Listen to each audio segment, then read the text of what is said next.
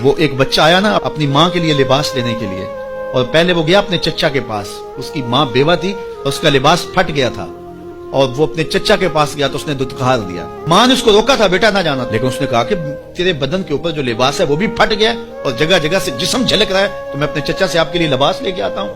پھر جو رویہ اس نے اختیار کیا تو واپس روتا ہوا آ رہا تھا، تو کسی نے راستے نے پوچھا کہ کیا ماجرا ہوا؟ اس نے کہا چچا کے پاس گیا تھا ماں کے لیے لباس لینے، اس نے تو لا کے بھیج دیا۔ اللہ اکبر۔ تو اس نے کہا کہ جا سین حرم میں محمد نام کا ایک شخص بیٹھا ہوا ہے، اگر تو اپنا دکھڑا اس کے سامنے پیش کرے تو وہ امید ہے تمہیں رد نہیں کریں گے، لیکن سن لے ان کا دین کوئی اور ہے۔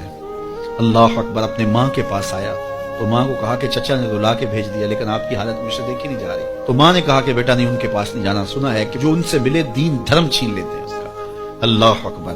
تو حضور علیہ الصلوۃ والسلام کے پاس جانے سے ماں روکنے لگی، لیکن بچے نے کہا کہ امی میں پکا رہوں گا، بتوں کا وفادار رہوں گا، تم اس ٹینشن کو، اس پریشانی کو چھوڑ دو۔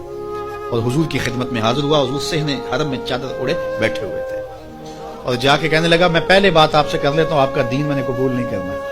حضور مسکرا کے بولے بیٹا بتاؤ کس لیے آئے ہو؟ کہا میری ماں بے لباس ہے، میں آپ سے لباس لینے آیا ہوں۔ حضور نے چادر رحمت اتار کے اس کے کندھوں پہ ڈال دی۔ اللہ اکبر۔